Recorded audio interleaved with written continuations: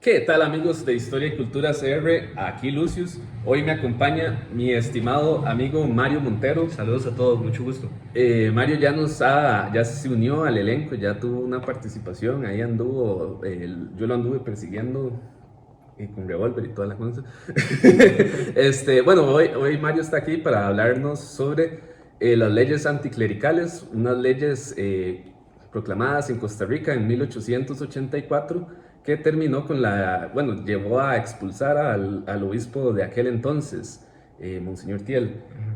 Bueno, para hacer una breve introducción y ya después Mario nos puede hablar más, para entender un poco el contexto, vamos a irnos a 1821, ¿verdad? Ustedes ya saben la fecha de la independencia. Este, Algo que sucede con la independencia es que la élite costarricense va a buscar consolidar su poder. Em, y hay algo que frena, digamos, la consolidación del poder, que básicamente es la Iglesia Católica, porque la Iglesia tiene mucha influencia sobre, ¿verdad? La Iglesia está en el centro de los pueblos y se ocupa de muchas cosas. Funciona como un contrapeso. Sí, funciona como un contrapeso para la élite y entonces vamos a ver diferentes momentos de la historia que hay como un interés en limitarle el poder a la iglesia. No sé si ya nos vamos a la época de Tomás Guardia. Sí, bueno, en la dictadura liberal de Tomás Guardia tenemos que en los primeros 2 años del gobierno de Monseñor Bernardo Augusto Til son durante la dictadura de Tomás Guardia. Luego Tomás Guardia muere, pero en esos 2 años en los que gobierna Tomás Guardia es un poco más cauteloso que sus descendientes en el poder. Una cosa, bueno, Tomás Guardia es 1870, para que la gente que no está tan familiarizada, es que llega al poder en 1870 y dura creo que 12 años. Así es, sí, los últimos 2 años de la dictadura, Thiel llega en esos últimos 2 años y su gobierno eclesiástico se da a la par del señor Tomás Guardia, general Tomás Guardia, durante 2 años. Estos 2 años, todo bien, la relación es muy buena. Luego ya al morir el general Tomás Guardia, asciende al poder Próspero Fernández, que ya Próspero Fernández empieza a tener ciertos rifirrafes con la curia y especialmente con el señor Til, especialmente por el tema de que Til implementa o trae ya desde Europa lo que es la Renum Novarum y ciertas ideas que son de la doctrina social de la Iglesia. Además, bueno, hay ciertos historiadores que plantean que Próspero Fernández fue manejado por ciertos grupos de poder, especialmente por la influencia que ejercía Bernardo Soto, que era definitivamente el más anticlerical de estos militares, que a su vez eran liberales, y también, importante mencionarlo, más adelante lo desarrollaremos más, pertenecían a lo que se conoce como la francmasonería, que es la francmasonería llega a tener un conflicto importante en Costa Rica con la iglesia. Pero eso, hay varias teorías, diferentes historiadores justifican más el conflicto en ese tema, pero más adelante lo podemos desarrollar. Ok, bueno, a todo esto tenemos que entender que la iglesia tiene una visión diferente a la iglesia de estos liberales y masones. A la doctrina de estos liberales. Sí, ellos, por ejemplo, parte del pensamiento de ellos está muy relacionado con la revolución industrial, que fue, o sea, se llama revolución industrial porque no es, digamos, crecimiento industrial o algo así, sino que es revolución porque básicamente destruye la forma antigua de ver, de incluso de percibir al hombre. El antiguo régimen, sí. Entonces, por ejemplo, anteriormente, la iglesia tiene una visión donde el hombre tiene un valor solo por su semejanza a Dios y por ser, y sencillamente por existir. Ser criatura semejante. Ajá. Y para las personas que les interesa el modelo liberal, ven más como una cuestión de que el ser humano tiene valor dependiendo de cuánto puede producir. Exactamente. Y eso, básicamente, eso nace en la revolución industrial, pero básicamente económicamente eso se exporta a todas las otras áreas, como incluso agricultura y todos estos. En Costa Rica no teníamos una visión más cristiana del trabajo heredado, digamos, del periodo virreinal y todo esto, y como la iglesia tenía mucha influencia, pero cuando los liberales empiezan a hacer esos contratos con la United Fruit Company para traer aquí, bueno, primero con los bancos de Inglaterra, y vemos las bananeras y vemos todo esto, donde los trabajadores van a ser explotados con salarios muy bajos y con trabajos como de 12 horas, cosas así. Eso se produce en Costa Rica principalmente en el enclave bananero y en el enclave minero, que son cosas terribles. Es decir, gente que trabajaba de ahí en la mina y con todo ese aire tóxico. Eran enclaves, no se aplicaban las mismas reglas, las mismas leyes. Sí, entonces Costa Rica tenía como una visión, ¿verdad? La Costa Rica de antaño tenía una visión católica de las cosas, y eso lo vemos como en el café y en todo eso, pero en los enclaves, que es algo, digamos, con un pensamiento importado, vamos a tener ese pensamiento donde el hombre solo vale lo que pueda producir. Sí, efectivamente, la cosmovisión católica, por así decirlo, o la enseñanza de la iglesia, era contraria a la doctrina liberal, especialmente mucho porque el liberalismo plantea un centralismo del poder absoluto, donde la soberanía debe pertenecer al poder civil en su totalidad. Entonces, se podría decir que el conflicto se da especialmente gracias a la influencia de Próspero Fernández y de su escuela liberal, y muy importante mencionar la influencia de Justo Rufino Barrios, que era un dictador guatemalteco que ejerció un poder, por así decirlo, un poder de influencia, una esfera de influencia, por así llamarlo, sobre los demás países de Centroamérica y sobre la esfera liberal. O sea, te podría decir que Próspero Fernández y Bernardo Soto admiraban de cierta forma a Justo Rufino Barrios. Bueno, yendo ya más al problema en sí, los rifirrafes en la iglesia, propiamente entre el gobierno de Próspero Fernández Oriamuno y la iglesia dirigida por Monseñor Til, se empiezan a dar, por ejemplo, cuando el gobierno civil ejerce una presión, por así decirlo, sobre la iglesia, para que ésta le entregue una de las alas del Seminario Nacional, porque la Universidad Santo Tomás necesitaba más espacio, a lo cual la iglesia cede, pero Monseñor Til, bueno, el gobierno eclesiástico, por así decirlo, decide que la puerta que comunica lo que es esa ala del seminario con el resto del seminario se mantenga totalmente cerrada y nunca se abra, para que los seminaristas no se mezclen con los universitarios y demás, ¿verdad? A lo cual el gobierno al principio acepta, pero luego empieza a ejercerse una presión. De hecho, se hace una trifulca ahí en la puerta y todo, porque los profesores y los estudiantes tenían que dar una vuelta considerable para poder entrar a esa ala del seminario, cuando podrían entrar perfectamente por esa puerta, les quedaría más sencillo. Entonces, al final, una tontera, sí, al final de cuentas la puerta la abren a la fuerza, el poder civil. Luego también se menciona importante el caso de Adelita Esquivel, una persona perteneciente a la oligarquía y a la élite liberal, que, bueno, descendiente de ellos, que quería ser monja, pero su familia no se lo permite, sus padres no se lo permiten, no le permiten ser monja, porque tenían otra serie de valores y creían pues, en otras cosas, ¿verdad? Entonces, desde el gobierno eclesiástico como que se denuncia esto de que no le permitan ser monja, porque es su libertad.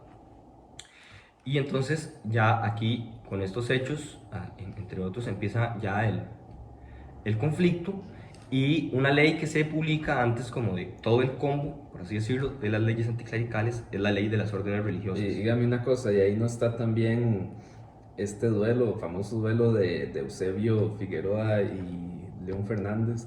Exactamente, sí, la iglesia se oponía a los duelos. Sí, a la iglesia no le gusta que una persona, o sea, que la iglesia tiene esta idea de que solo Dios puede definir cuando una persona se muere, entonces para la iglesia está mal, es condena, digamos, los duelos, porque sí, no es justicia. Usted está, digamos, determinando que se va a morir, hay un 50% de morirse. Sí. El duelo anteriormente se entendía como un tipo de justicia. Ganaba, por así decirlo, el que tenía razón, supuestamente. Sí, el tema de la iglesia no es propiamente en el duelo.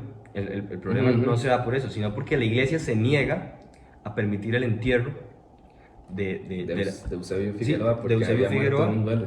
en los cementerios que en ese momento le de la iglesia. pertenecían a la iglesia. Luego de esto se da una de las leyes que es como la más alarmante, que es de hecho la ley menos libre de la historia de este país, y fue proclamada por liberales, que es cuando el gobierno civil, los liberales en la Asamblea Constituyente, ilegalizan las órdenes religiosas. Sí, es que a los liberales les gusta mucho hablar de libertad, pero cuando llegan al poder no, han sido dictadores y todo.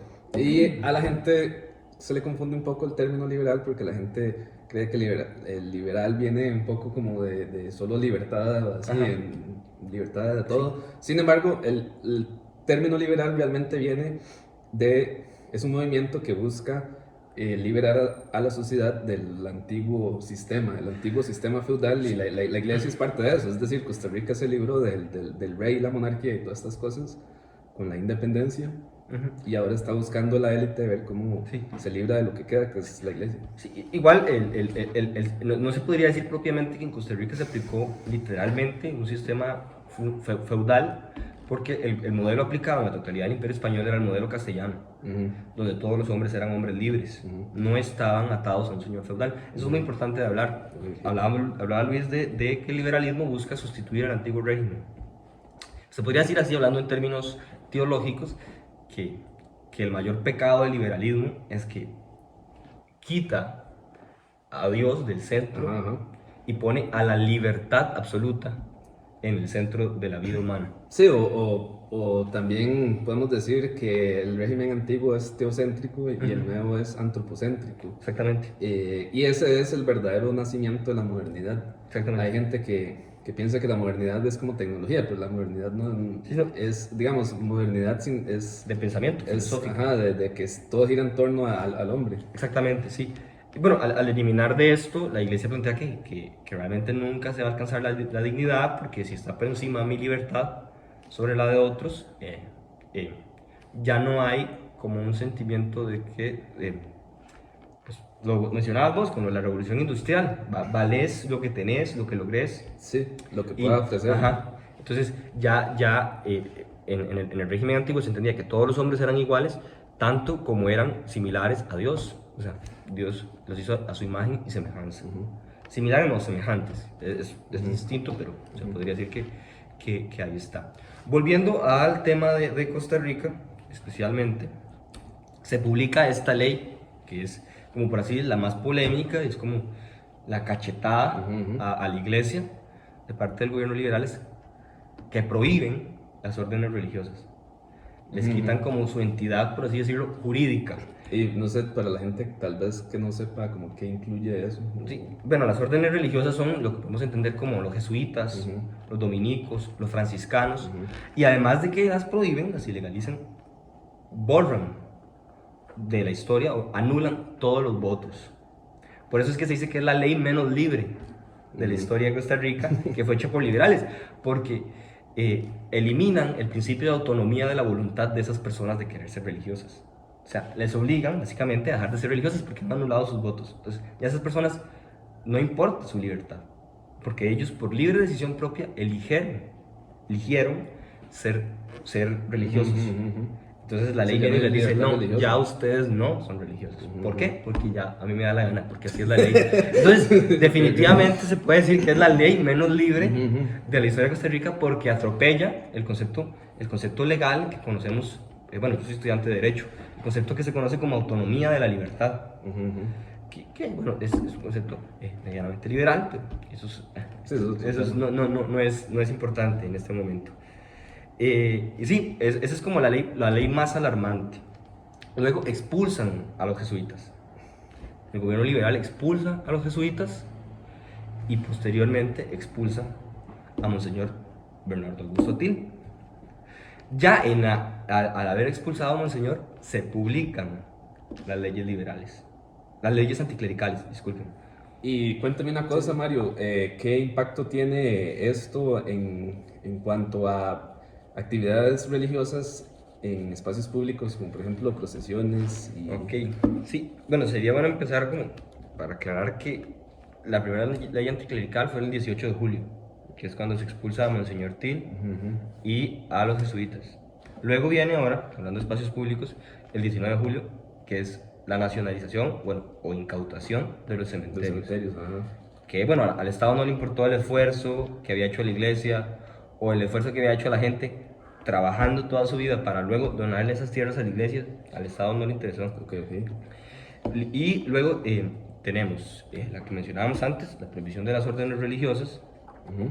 y luego, por así decirlo, una de las otras leyes anticlericales es como que prohibir las procesiones.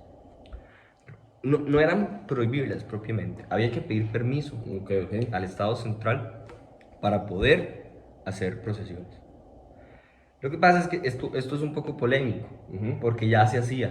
O sea, la iglesia ya pedía permiso al gobernador de la provincia y hay cartas antes de la publicación de las leyes anticlericales donde la iglesia, cierto párroco pide permiso al gobernador de la provincia tal para hacer la procesión tal en tal parroquia. Entonces, aquí es donde vamos a lo importante de las leyes anticlericales o a lo curioso. Sí, Ujú. hubieron leyes que obviamente fueron un huevazo fuerte para la iglesia, la expulsión de Til, la expulsión de los jesuitas y la prohibición de las órdenes religiosas.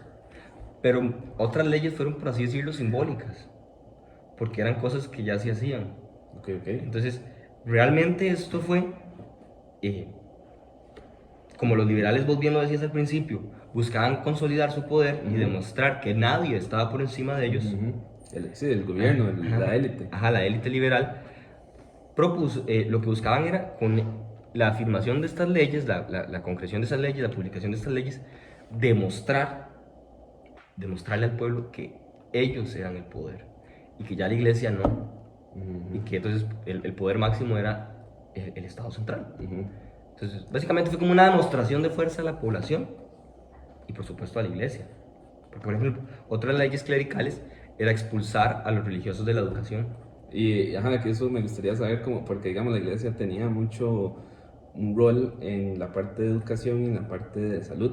Entonces digamos cómo se reflejó eso ahí como en ese momento. Ok, sí, en el tema de la educación, pues la iglesia tenía un papel importante.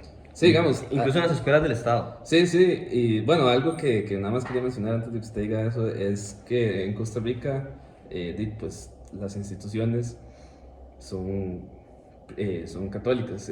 Por ejemplo, la primera universidad es la Universidad de Santo Tomás y el primer hospital es el Hospital San Juan de Sí. Dios, que incluso usted va en el hospital, hoy en día tiene ahí en la fachada, dice 1845, más en realidad este es el segundo hospital, el primero se funda alrededor de 1780, o sea, del periodo virreinal. Ok, sí, entonces, tanto a nivel educativo, realmente lo que dice la ley anticlerical, esta, que sí, aquí lo tengo, de hecho, se publica el 22 de julio ¿De qué año? del 1884. Ok, ok. Todas son de Ok, 1884. ok, ok.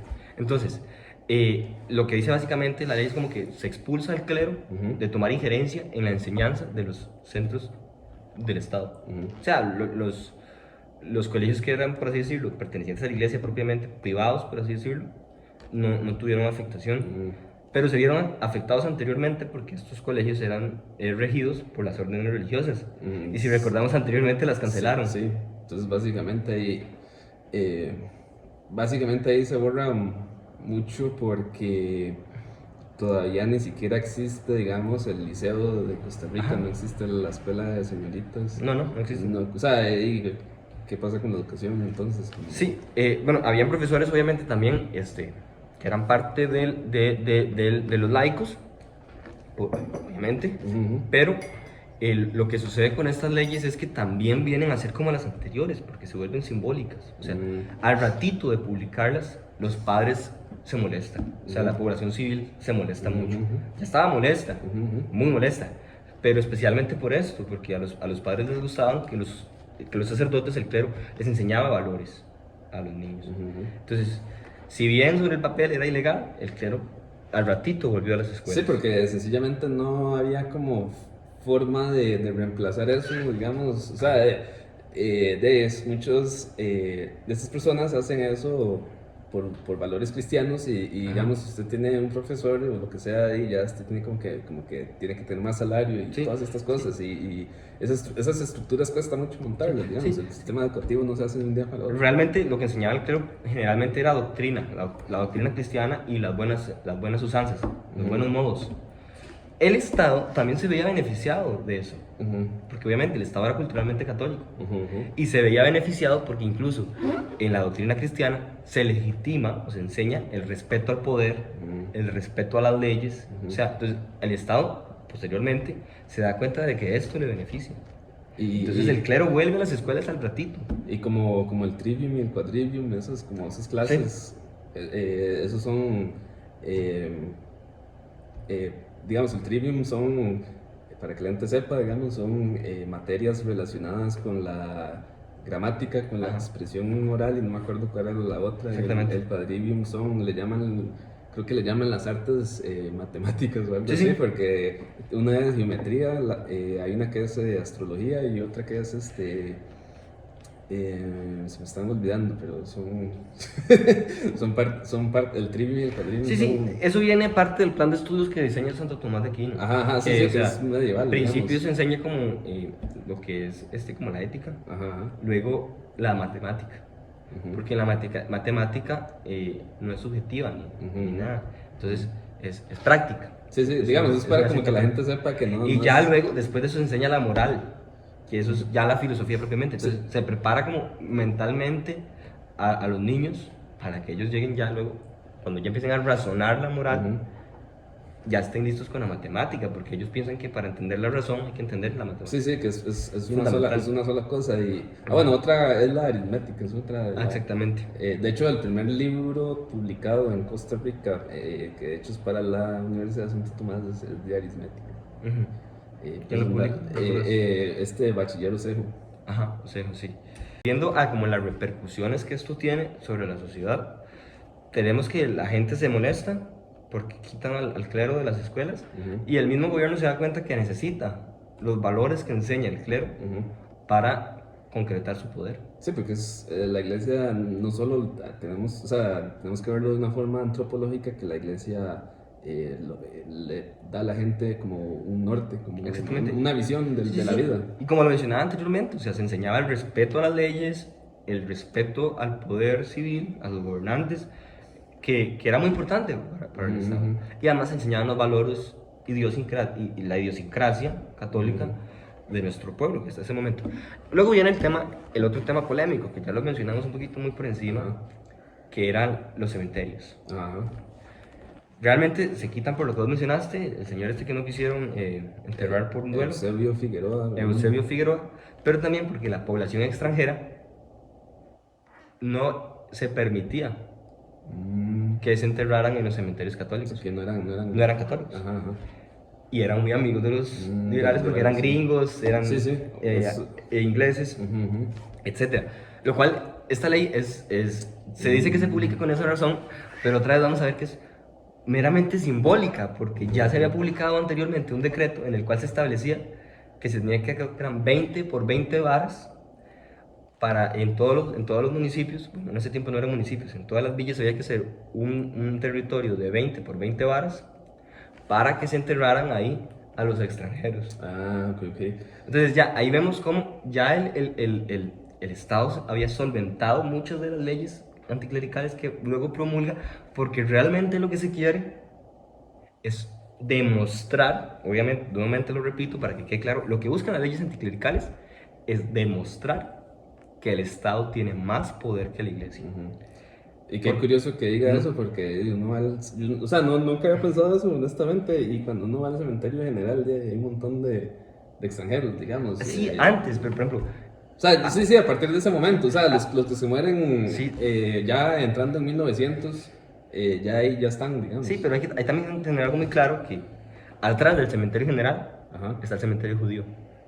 Y al frente está el cementerio extranjero, que es donde que ya existía, o sea, era absurdo que por esa razón, supuestamente,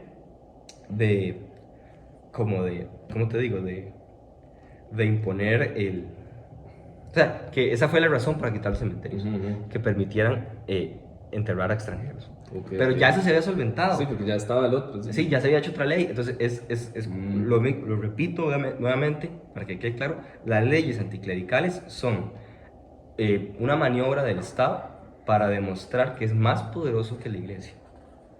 Que esto también se puede ver en que el Estado no rompió propiamente con la iglesia, porque le seguía dando dinero. Sí, sí. Y aquí, ahí están las actas, o sea, yo les voy a dejar las fuentes por si vos las quieres poner Ok, ok. en la descripción, Está bien, está bien. las fuentes sobre las que me baso. Ajá, ajá. El Estado nunca le dejó dar dinero a la iglesia y subvencionaba curas, porque la labor de la iglesia en ciertos territorios donde el Estado no llegaba era importante. O sea, en territorios donde no había escuela, ¿quién le enseñaba a los niños a leer? El cura. O sea, el Estado, ya la iglesia estaba ahí, el Estado no tenía instituciones ahí, pero la iglesia sí. También se le prohíbe al clero cobrar lo que en ese momento se cobraba por realizar el entierro. Porque ya los cementerios, pero era contradictorio, porque si ya los cementerios no son del clero, ¿qué le van a cobrar a la gente? Lo que se cobraba era la ceremonia. Ok, ok. Pero era absurdo también, porque ya el Estado anteriormente había legislado que a los pobres no se les cobraba. A los, por así decirlo, en ese momento no existía el concepto clase media, pero a los acomodados, por así decirlo, se les cobraba un precio establecido por el Estado, no por la iglesia, y a los ricos se les cobraba otro precio. Y que se les quitara el permiso de cobrar esto eran supuestamente para proteger a los pobres, que ya anteriormente se había legislado para eso. Incluso durante la epidemia de cólera, posterior a la campaña nacional, el Estado legisló que fuera totalmente gratis, no importara la clase. O sea, ya el Estado había respondido a las necesidades, especialmente a las necesidades de los pobres, y se publica la ley anticlerical supuestamente para garantizar que los pobres puedan recibir el santo entierro. Pero ya lo habían legislado. Entonces nuevamente se ve cómo era. Fueron demostración de poder. Fueron una demostración de poder de parte del Estado central. Un segundo, acá. Sí, y bueno, luego tenemos el 28 de julio se deroga el concordato. No sé si conoces No sé qué es. El concordato es el acuerdo, por así decirlo, la concordia, por eso el concordato, que hace la Santa Sede con el gobierno. Y ese, bueno, eso estaba como de Juanito Mora, digamos. Ajá, sí, para que en ciertas decisiones el Estado tomara en cuenta a la iglesia. Ok, Y la iglesia tomara en cuenta al Estado. El 28 de julio se quita. Entonces se podría decir como que querían demostrar una ruptura. Eso ya es una secularización oficial, digamos. Sí, no, porque el Estado seguía siendo religioso. Pero para eso tenían que haber cambiado la constitución. Pero igual, se quería demostrar una ruptura que nunca hubo, porque lo repito, nunca dejaron de dar dinero, porque el Estado, lo quieran admitir algunos historiadores o no, necesitaba de la iglesia. En ese momento, tal vez, hasta se podría decir que ahora no. Bueno, hay opiniones distintas. Yo opino que sí, para ciertas cosas. Pero en ese momento el Estado necesitaba de forma muy importante a la iglesia. Entonces no les podía dejar de dar dinero, porque muchos curas en ciertos lugares se encargaban de muchas cosas. Sí, claro. De hacer llegar la educación, incluso de que la gente pagara impuestos al Estado. ¿Me entendés? O sea... Sí, es que hay algo que tenemos que entender es eso, ¿verdad? Que digamos, la sociedad en sí era católica, ¿no? Era algo más allá de lo religioso, sino que la iglesia abarcaba muchísimas actividades en el día a día. Sí. Bueno, Gustavo Adolfo Soto, historiador muy manejado en sus temas, él lo ha dicho públicamente, o sea, para él que se haga a Próspero Fernández benemérito de la patria es cuando él dejó de creer en el benemeritasmo, porque las leyes anticlericales son algo que va en contra del 99% de la población. Sí, es algo totalmente contradictorio. Contra natura en Costa Rica. Sí, o sea, no tenía sentido. Y menos en ese momento, donde me atrevo a decir que el 98% de la población era católica. Sí, entonces... El ateísmo ni se conocía, casi. Y los que no eran católicos eran extranjeros, judíos, alemanes, que muchos, la gran mayoría de alemanes que vivían a Costa Rica eran católicos. Bueno, también hay muchos luteranos, pero que se convierten. Sí, se convierten. Y los anglicanos, que eran como los representantes del Reino Unido y de los estadounidenses. Pero bueno, ahí hay también otras ramas protestantes. Sí, el 30 de julio, o sea, todas podemos ver que se dan en julio casi. Bueno, ya las otras se dan en agosto. Pero en julio, el 30 de julio, se publica una ley para que la iglesia, siempre que pueda pedir limosna, siempre que quiera pedir limosna, tiene que pedir la autorización del Estado. Igual que para hacer procesiones. Pero como para, digamos, si cada misa hay... No, es que eso no es limosna. Ah, ok, Ahí ok. no me acuerdo el término preciso para eso, Ujú. pero limosna es como que el cura diga, vamos a hacer nueva la iglesia.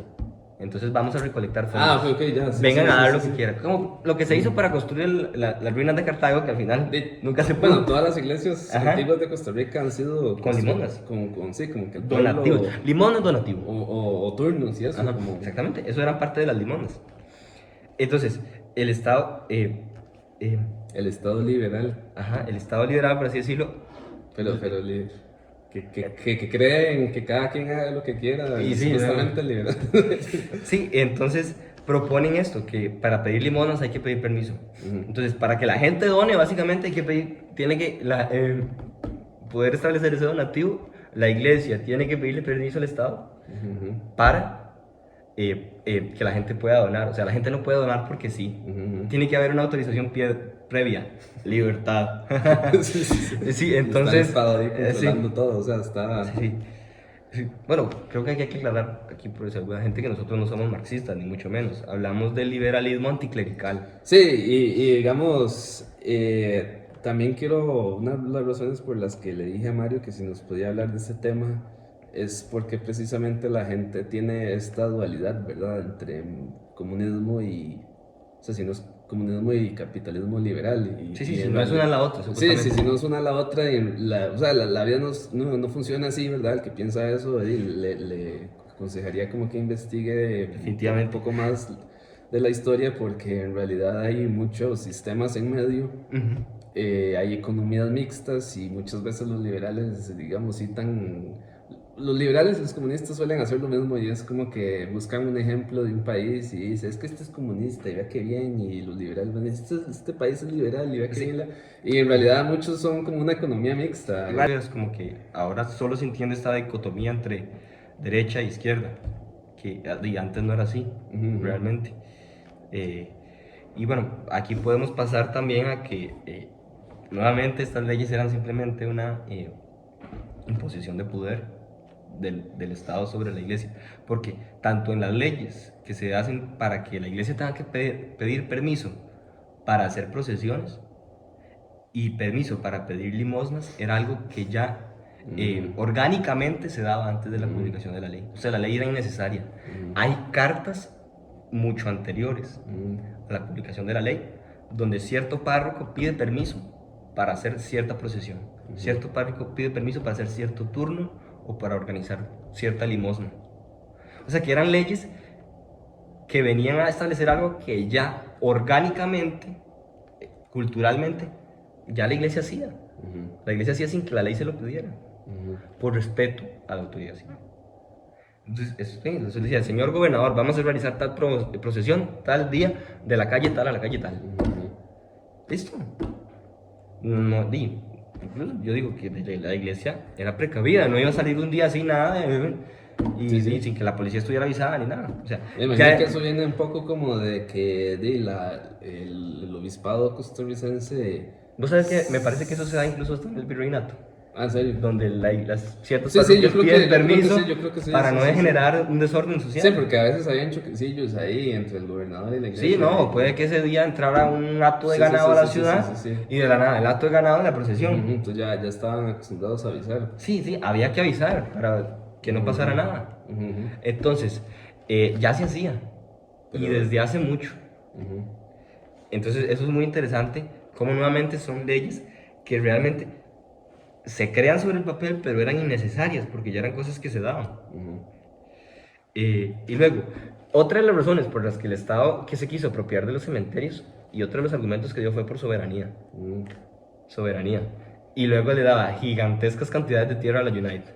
Sí, sí, sí. Soberanía. Es que sí, digamos, Es eso súper es. contradictorio. Bueno, los liberales de Costa Rica no saben nada de soberanía. O sea, los que tuvimos, Sí, ¿verdad? no, Porque ellos básicamente terminaron dándole el limón y partes de Avangares ahí se lo sí, terminaron sí, dando pero como te digo, una de las justificaciones para quitar los cementerios fue la soberanía. Ujú. Incluso, uno de los rifirrafes del Estado con TIL fue que el Estado como que concesionó, por así decirlo, una zona donde se daban los árboles de caucho Ajá. a un grupo de nicaragüenses, caucheros nicaragüenses. Es que el caucho en la zona norte, digamos, Ajá. que era Lo dieron ahí, como San Carlos, donde es San ajá, y Carlos. los caucheros nicaragüenses llegaron y agarraron y empezaron a matar a los indios Ujú.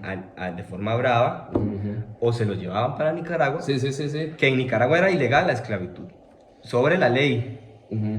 pero igual vendían a los Sí, indígenas esto lo como habla esclavos. Bernardo Tiel En su libro. en las cartas pastorales, él menciona, bueno, las expediciones que hace Bernardo Tiel, ¿verdad? Que Ajá. están documentadas por Henry Sí, Pitier, sí. él van a la zona ¿No te acuerdas norte. qué pueblo es? Sí, son los Batuzos, en la zona Ajá, norte. exactamente. Entonces, se le da como esta especie de concesión a estos caucheros provenientes de Nicaragua. Ujú.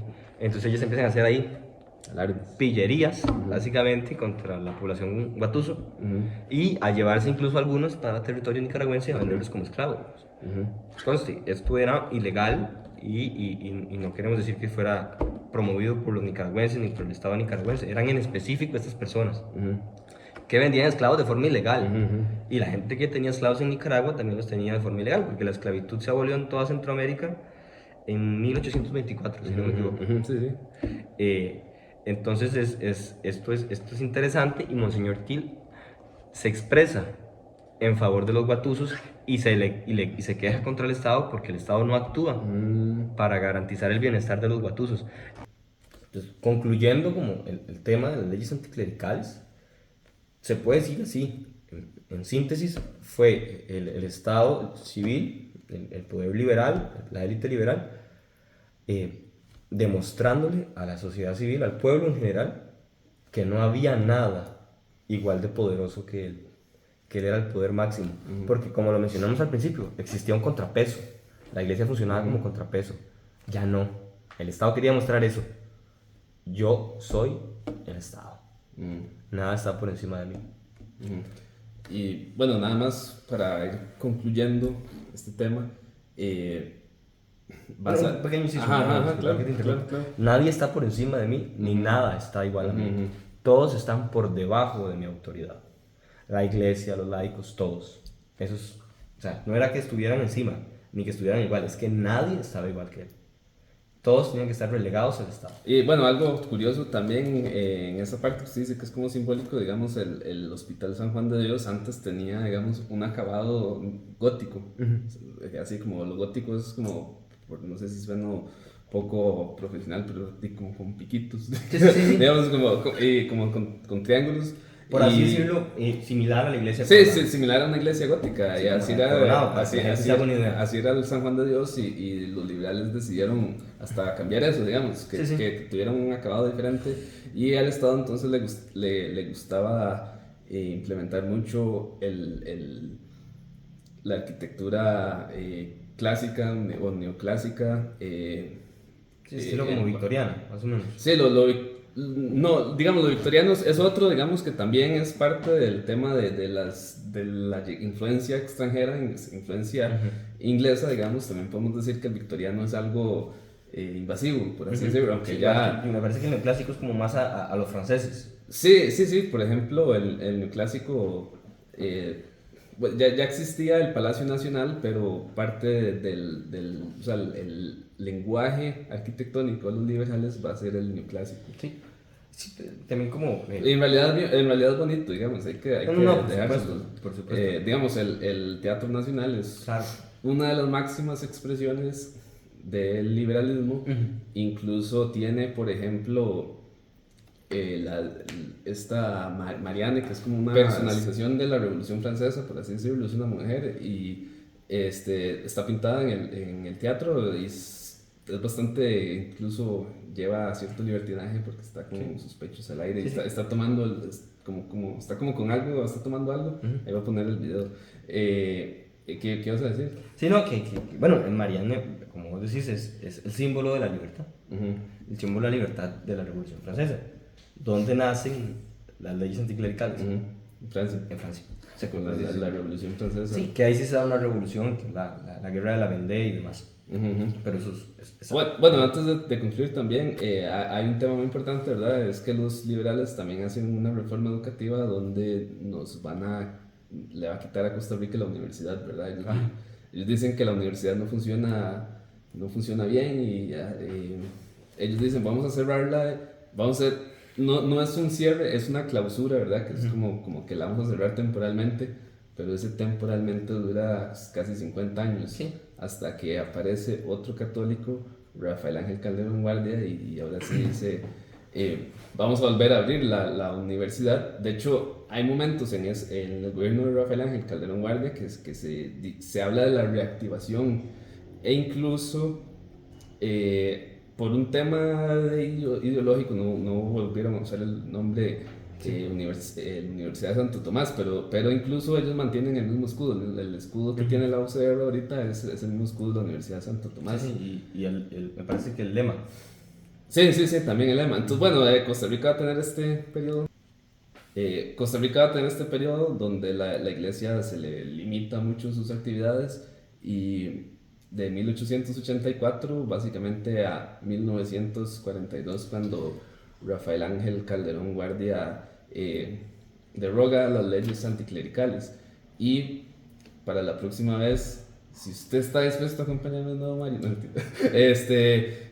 no, tal vez podríamos hablar de una de las reacciones que tiene la iglesia ante el modo liberal, que viene siendo la doctrina social de la iglesia. Y algo que tenemos que tomar en cuenta, este periodo, ¿verdad? Los liberales es un periodo que genera bastante desigualdad. Es un periodo donde los obreros, ¿verdad? Es uno de los periodos donde los obreros van a tener muy pocos derechos, muchas horas de trabajo y básicamente ahí lo que estamos haciendo es un nido para el comunismo, digamos. Exactamente, sí, no. Y además, muy importante mencionar que sí, hubo progreso, indudablemente, pero no para todos. Hubo progreso para los grupos de poder. Y digamos, la clase media básicamente son como inmigrantes europeos, básicamente, así. Y también es como muy difícil porque ni siquiera, o sea, ¿cómo se supera usted si ni siquiera hay universidad, digamos? Entonces, básicamente es, y también hay muy pocas escuelas en ese periodo. Sí, eso principalmente viene de la influencia guatemalteca. No sabía. El eliminar la universidad. Igual, cuando se aprueban las leyes anticlericales, y especialmente cuando se echa al clero de las escuelas, justo Rufino Barrios manda una carta que dice expresamente: es lo mejor que se le puede hacer al pueblo.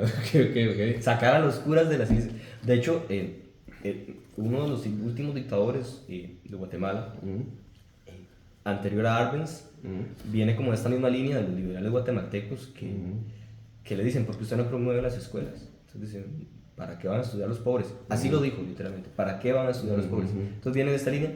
Y igual, como les digo, el movimiento, la élite liberal sentía cierta admiración por Rufino Barrios hasta que él quiere reunificar Centroamérica. Hasta que él quiere invadir todo. Sí, pero es muy interesante porque él no quiere hacer una república federal. Él quiere hacer una especie de imperio. Okay. Conquistar Centroamérica con un liberalismo centralista desde Guatemala. O sea, que Guatemala gobierne Centroamérica. Y bueno, él me parece que muere como en la primera batalla de ese tema. De hecho, cuando los ticos, básicamente el gobierno de Nicaragua le da acceso militar al ejército de Costa Rica. Sí, ahí y hay un montón de panfletos. Costa Rica se preparó para ir a pelear. Hay panfletos, de hecho voy a poder, si busco la imagen te la envío, donde no el Estado, pero ciertas organizaciones de la prensa y así, nicaragüenses, escribían así, lo ponían en las paredes: honremos a nuestros hermanos ticos que van a luchar por nuestra libertad. Cuando los ticos iban pasando por Nicaragua. Entonces, y la gente en Nicaragua lo recibió con mucho cariño y con mucho amor porque el Estado nicaragüense optó por no ir a la guerra No soy. Pero entonces, como te digo, la gente de Nicaragua, cuando los ticos pasaban, los recibían, los querían, les daban comida porque iban a luchar por la libertad de Centroamérica. Y no hubo chance de que pelearan, ¿verdad? Sí, sí. Se acabó el conflicto. Sí, Entonces sí. se murió, creo que matan a, Sí, sí. a Rufino Barrios Sí. ahí como en el primera... El foco de la guerra fue El Salvador, o sea, ahí donde él Ok, ok. realiza las invasiones principalmente. Pero como te digo, no era esa guerra, que podríamos hacer un video aparte. Sí, sí, sí, está bien. Eso, de hecho, podrías invitar a Daniel Trejos, que él tiene mucho conocimiento Ah, ok, ok. de Centroamérica. No, justo Rufino Barrios no quería establecer un federalismo a lo Morazán. Ok, Él ok. quería establecer una república liberal centralista que gobernara No lo sabían. desde Guatemala provincias. ¿Entendés? O sea, era literalmente una lucha por la libertad. Ujú. Y bueno, y para concluir, bueno, ese es el tema que hemos abarcado, las leyes anticlericales, y Sí. la próxima vamos a hablar sobre la doctrina social de la iglesia. Me parece perfecto. Ok, ok, bueno, muchas gracias, don Mario, por acompañarme hoy, y no se olviden de suscribirse a este canal para seguir viendo el contenido. Muchas gracias. Hasta luego.